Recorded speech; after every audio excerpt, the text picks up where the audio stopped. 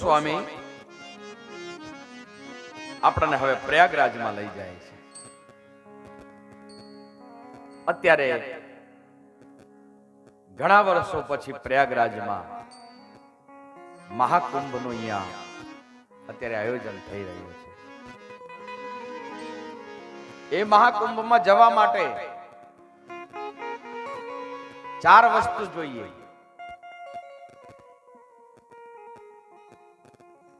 યાત્રા કરવી હોય, જાત્રા કરવી હોય તો 4 વસ્તુ જોઈએ. એક તો સમય હોવો જોઈએ, બીજું તમારી પાસે પૈસા હોવા જોઈએ, સંપત્તિ હોવી જોઈએ, ત્રીજું તમારું સ્વાસ્થ્ય, શરીર સારું હોવું જોઈએ. આ 3 હોય પણ ચોથી મહત્વની વસ્તુ છે શ્રદ્ધા. જો શ્રદ્ધા ન હોય અને પેલી 3 વસ્તુ હોય તો તમે યાત્રાએ ગયા તો એમ ન કહેવાય, ખાલી ફરવા ગયા એમ કહેવાય. એટલે પ્રયાગરાજમાં તો આપણે સમય મળે ત્યારે જશું, પણ અહીંયા ઘરે બેઠા અહીંયા ત્રિવેણી સંગમ આવ્યો છે તો એમાં આપણે ડૂબકી લગાવવાની છે. તો ગૌસ્વામી હવે શરણાગતની ભૂમિકા અહીંયા શરૂ કરે છે. હવે કર્મની ભૂમિકાની શરૂઆત થાય છે ભરદ્વાજ ઋષિના આશ્રમ. ભરદ્વાજ મુનિ બસહી પ્રયાગ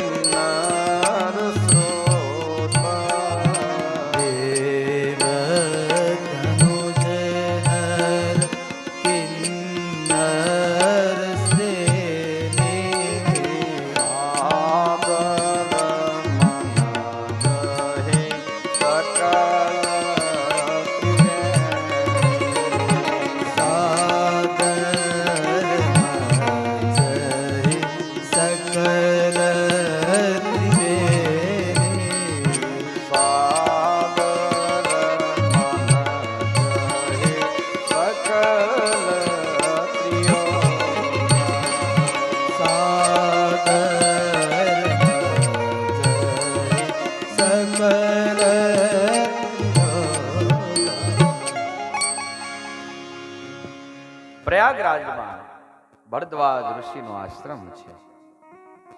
ભગવાન રામજીના આ મહાત્મા બહુ પ્રેમી છે, તપસ્વી છે, તાપસ ભરદ્વાજ ઋષિ છે.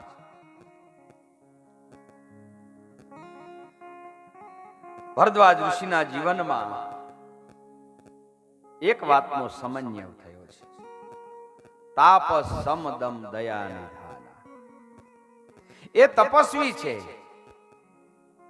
પાછા સમને ધારણ કરનારા છે, શાંત છે.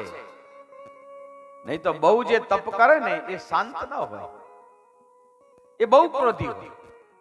તમે જોજો પ્રયાગરાજમાં ઘણા બધા સાધુ સંતો જ્યારે કોઈ લોકો ઇન્ટરવ્યુ લેવા જાય ને કઈ આડાવડું પૂછે ને ઝપાટે ચીપીઓ, કારણ કે બહુ તપસ્યા કરે એટલે બહુ ક્રોધ આવે.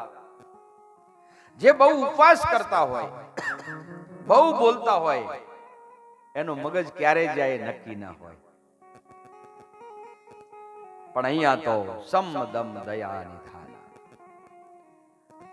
સરસ મજાના ઋષિ આશ્રમમાં બિરાજમાન છે.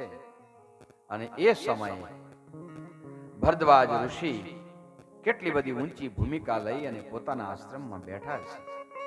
પ્રયાગનો નિયમ છે કે મકર રાશિમાં જ્યારે સૂર્યની સંક્રાંતિ થાય, એટલે કે ધનમાંથી સૂર્ય જ્યારે મકર રાશિમાં પ્રવેશ કરે, એટલે આખા ભારતના સાધુ સંતો પ્રયાગરાજમાં ભેળા થાય છે. ત્રિવેણીમાં સ્નાન કરે. ભારત વર્ષના તમામ સાધુ સંતો ત્રિવેણીમાં સ્નાન કરી અને ભરદ્વાજ ઋષિના આશ્રમમાં મહેમાન બને છે.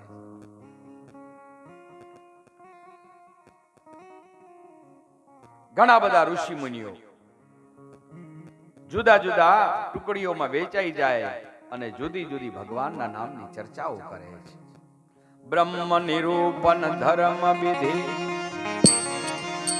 બરનહિ તત્વ વિભાગ કરહિ ભગતિ ભગવંત કી સંયુક્ત જ્ઞાન. કોઈ ભગવાન શ્રી રામના નિરૂપણની કથા કરે, કોઈ ભક્તિની વાતો કરે, તો કોઈ જ્ઞાનની વાતો કરે. અનેક ચર્ચાઓ, અનેક પ્રશ્નો, અનેક સવાલો. આ પ્રયાગની અંદર અનેક સાધુ સંતો કોઈ 1 મહિનો, કોઈ 2 મહિના, કોઈ 4 મહિના રહે છે. અને દર વર્ષે ઉત્સવ ઉજવાય. પણ એક દિવસ એક ઘટના બની. એક બાર ભાઈ મકર નહાય. મકર સ્નાન કરી અને બધા મહાત્માઓ પોતપોતાના આશ્રમમાં વિદાય લેવા માંડ્યા. ભરદ્વાજ ઋષિ બધા ઋષિઓને વિદાય આપે છે. પણ છેલ્લે એક મહાત્મા જ્યારે વિદાય લે છે, ત્યારે ભરદ્વાજ ઋષિ એના પગમાં પડી ગયા છે અને માનસકારે નામ આપ્યું છે યાજ્ઞવલ્ક મહારાજ. યાજ્ઞવલ્ક મુનિ પરમા